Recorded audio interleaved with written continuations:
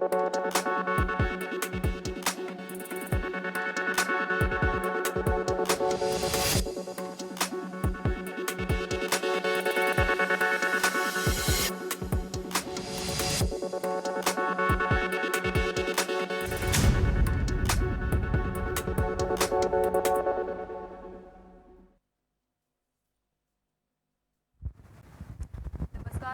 के इस खास बुलेटिन में आप सभी का स्वागत है। मैं हूं आपके साथ प्रियंका तिवारी। खबरों को विस्तार से जानेंगे, लेकिन उससे पहले एक नजर हेडलाइंस।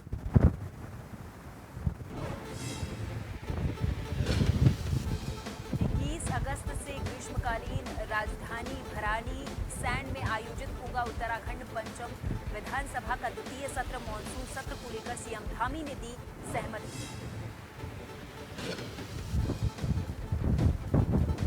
भारी बारिश के चलते कई स्थानों पर भूस्खलन के बाद केदारनाथ यात्रा की गई स्थगित। केदारनाथ पैदल मार्ग 13 स्थानों पर बुरी तरीके से ध्वस्त। केरल के बाद उत्तराखंड में बारिश बनी आफत। तूफान पर कई नदियां धंस गई, सड़कें बह गए पुल। अब तक 14 लोगों की जा चुकी है जान।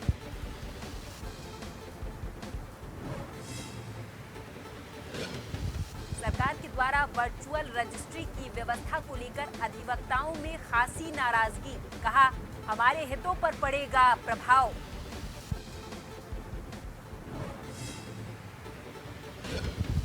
पिछले 10 दिनों से ग्रामीणों ने रोका है राष्ट्रीय प्रौद्योगिकी संस्थान का निर्माण कार्य। गढ़वाल कमिश्नर का दावा, जल्द सुलझा लिया जाएगा विवाद।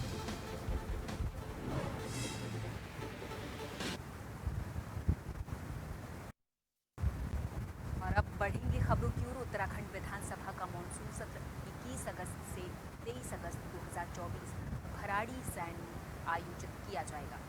ये जानकारी संसदीय कार्य मंत्री प्रेमचंद अग्रवाल ने दी है। उन्होंने कहा कि सरकार की ओर से सत्र की सभी तैयारियां पूरी कर ली गई। इस बार लोकसभा चुनाव से पहले धामी सरकार ने 2024-25 का बजट सत्र देहरादून में कराया था, जबकि हर साल गैरसैंण के भराड़ी सैंड स्थित विधानसभा भवन में बजट सत्र आयोजित किया जाता है। संसदीय कार्य मंत्री प्रेमचंद अग्रवाल ने बताया है कि पिछले मंत्रिमंडल की ओर से सीएम धामी को सत्र का समय और स्थान तय करने के लिए अधिकृत किया गया था। इधर मानसून सत्र को लेकर सीएम ने सहमति दे दी है। उन्होंने कहा कि निश्चित रूप से अगस्त माह में सत्र का आयोजन करना था। रक्षाबंधन के बाद विधानसभा का सत्र आहूत करने का निर्णय लिया गया है। भराड़ी सैंड में 21, 22 और 23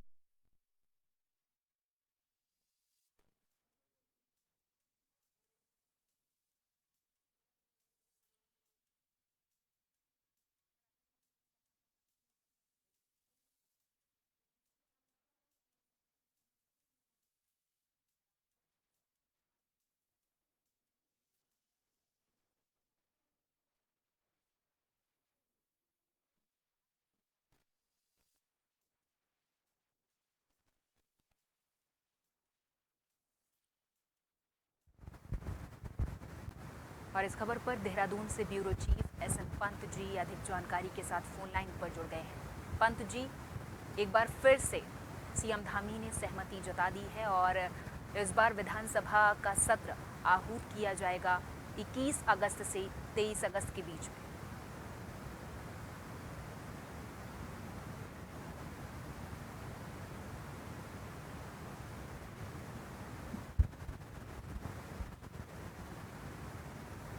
पंत जी, क्या आपको मेरी आवाज मिल पा रही है?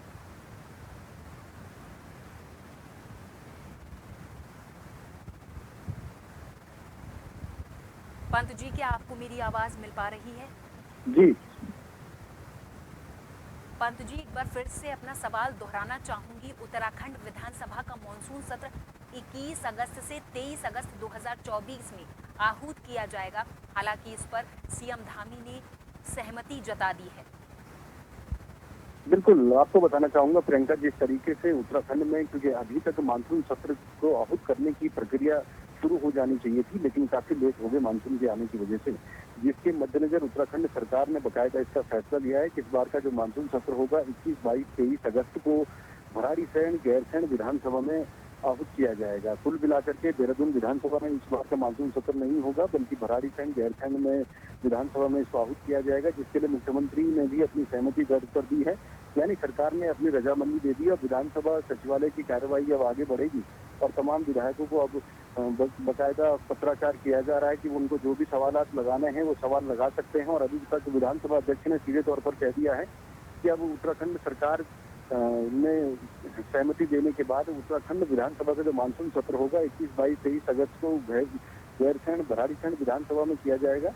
और साथ ही साथ विधायकों को भी ये कह दिया गया है कि वो जितने भी सवाल लगाने चाहते हैं उसको तत्काल प्रभाव से जमा कराने का कष्ट करें। और कुल मिलाकर के देखेंगे इस बार जो मानसून सत्र होने वाला है वो भी काफी हंगामेदार रहने की आशंका उसमें जताई जा रही है, क्योंकि विपक्ष जिस तरीके से तमाम मुद्दों को लेकर सरकार को घेरने का प्रयास कर रहा है। और सरकार की तरफ से अगर हम बात करें तो संसदीय कार्य मंत्री बकायदा अपनी सरकार का बचाव करते हुए विपक्ष के तमाम आरोपों का जवाब देंगे और सदन में चर्चा कराने की मांग करेंगे। हालांकि 3 दिवसीय सदन की कार्रवाई के लिए सहमति उत्तराखंड सरकार के मुखिया के तौर पर पुष्कर धामी ने दी है, जिसको लेकर विपक्ष ने सीधे तौर पर कहा है कि मानसून सत्र को 3 दिन से ज्यादा अवधि बढ़ाकर के 7 दिन किया जाना चाहिए, क्योंकि 7 दिन अगर होता है तो जनता की समस्याओं का कई मुद्दों पर चर्चा परिचर्चा हो सकती है और उसके अलावा जो प्रदेश के ज्वलंत मुद्दे हैं उन पर भी चर्चा कराई जा सकती है। तो कुल मिलाकर के विधानसभा की कार्रवाई मानसून सत्र के रूप में 21, 22, 23 अगस्त को गैरसैंण, भराड़ीसैंण विधानसभा में आहूत की जाएगी। ठीक है, बहुत बहुत धन्यवाद पंत जी इस तमाम जानकारी के लिए। उत्तराखंड विधानसभा का मॉनसून सत्र 21 अगस्त से 23 अगस्त 2024 में आहूत किया जाएगा। भराड़ीसैंण में ये आहूत किया जाएगा। ये जानकारी खुद संसदीय कार्य मंत्री प्रेमचंद अग्रवाल ने दी है।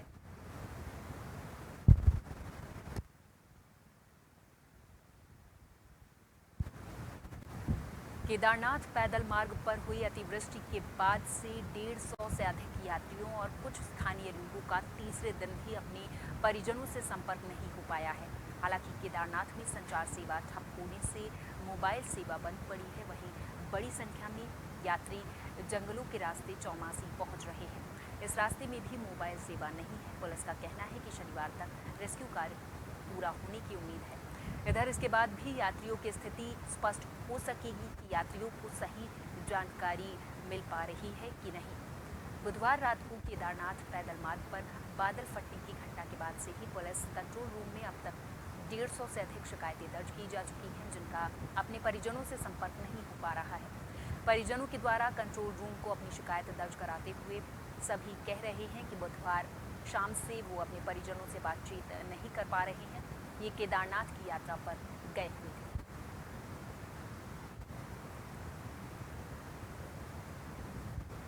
और इस खबर पर हमारे साथ अधिक जानकारी के साथ फोन लाइन पर जुड़ गए हैं नवीन भंडारी, हमारे संवाददाता। नवीन, जिस तरीके से केदारनाथ में स्थिति देखने को मिली है, पहाड़ दरक गए और जिसकी वजह से बादल फट गए, बाढ़ आ गई, आपदा में ये बदल चुका है। और 10 साल पहले इस तरीके की घटना देखने को मिली थी, इस तरीके का हादसा सामने आया था, लेकिन अब इस तरीके की स्थिति देखने को मिल रही है। केदारनाथ में अभी स्थिति क्या है, किस तरीके से वहाँ पर लोग इससे डील कर पा रहे हैं? नवीन जी बिल्कुल, अगर बात करना चाहे बद्रीनाथ धाम की अगर बात करो, चाहे केदारनाथ धाम की बात करो, तो दोनों धामों में इस वक्त काफी तीर्थयात्री हर दिन देखे जा रहे हैं। तो वहीं बात करें केदारनाथ धाम के लेकर के, तो केदारनाथ धाम में पिछले दिनों जो आपदा के हालात बन गए थे, अभी भी लोग उन जख्मों को पहले भी नहीं भूल पाए थे और आज भी नहीं भूल पाए हैं, क्योंकि फिर 2013 की जैसी घटना एक बार फिर से केदारनाथ धाम में देखने को मिली है। वहाँ आज भी रेस्क्यू चल रहा है, पुलिस प्रशासन की टीम वहाँ पर मौजूद है, एनडीआरएफ की टीम वहाँ पर मौजूद, एसडीआरएफ की टीम वहाँ पर, तमाम प्रशासन की टीम वहाँ पर मौजूद है। और हालांकि अगर बात की जाए चाहे बद्रीनाथ धाम की बात की है, तो बद्रीनाथ धाम की खासकर अगर राष्ट्रीय राजमार्ग की बात हो रही है, तो राष्ट्रीय राजमार्ग जगह जगह बाधित हो रहा है, जिसके चलते तीर्थ यात्री घंटों तक इन जामों में फंसते हुए देखे जा रहे हैं। काफी परेशानियों की मार इस वक्त 4 धाम की यात्रा पर निकले हुए तीर्थ यात्री देखे जा रहे हैं। जी नवीन, 700 से अधिक यात्री केदारनाथ में फंसे हुए हैं अभी भी।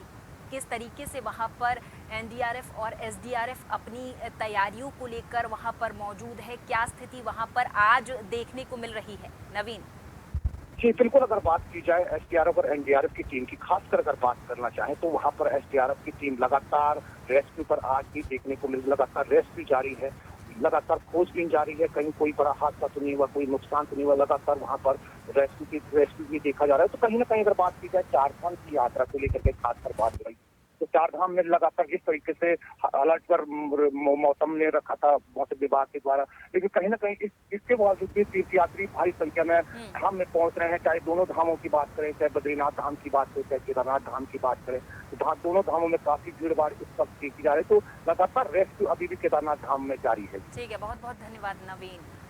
150 तीर्थयात्रियों का जत्था हालांकि इधर उधर भटक चुका है, 700 से अधिक यात्री अभी भी फंसे हुए हैं।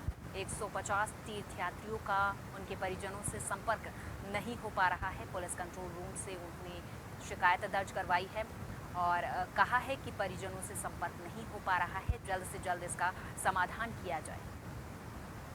भारी बारिश का असर देहात क्षेत्र में भी देखने को मिल रहा है। हरिद्वार के लक्सर से होकर गुजर रही सभी नदियां नाले इस समय उफान पर है, जिसको लेकर लक्सर तहसील प्रशासन पूरे तरीके से सतर्क मूड पर है।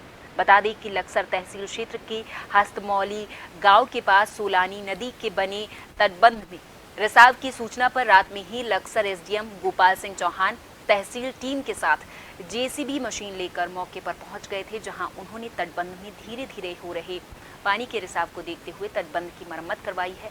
वहीं सभी राहत बाढ़ चौकियों को अलर्ट रहने के निर्देश भी दिए हैं।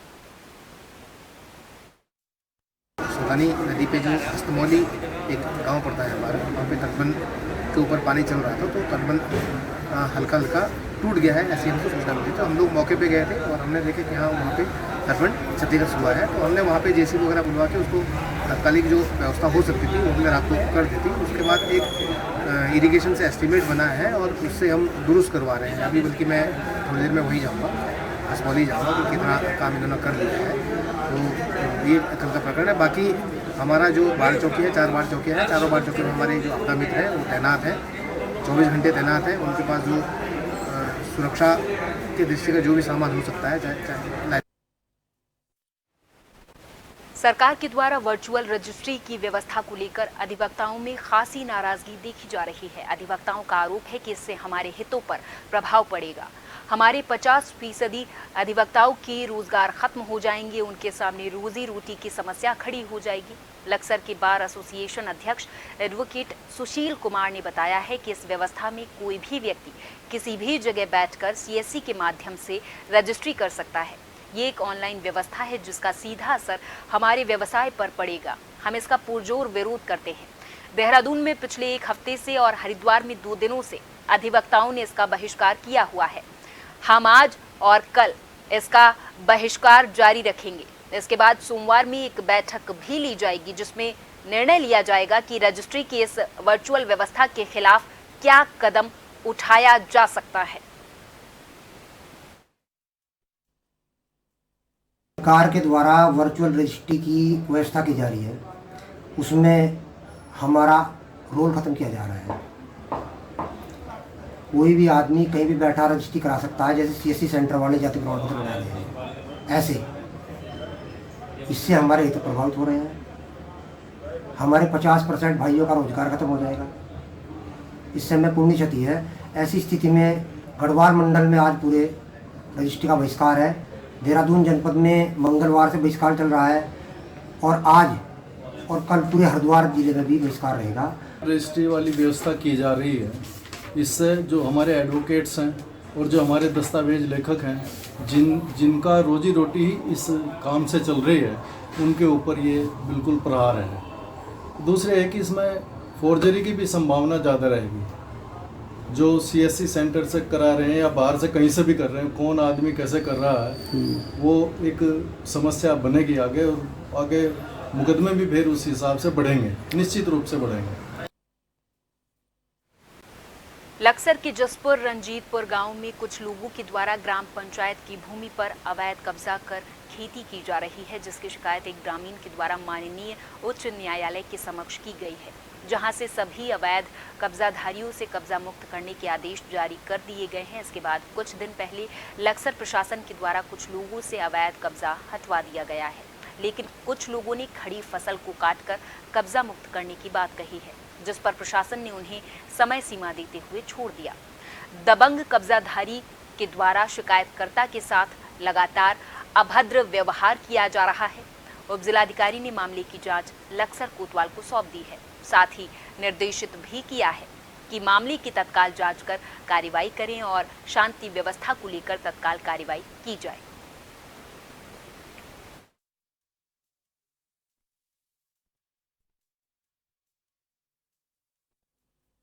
पुलिया पड़ती है तो उन्होंने वहाँ पर मुझे रोका और क्या नाम जान से मारने के पूरे प्रयास से डंडे लेके गए और मैं वहाँ से जान बचा के निकला।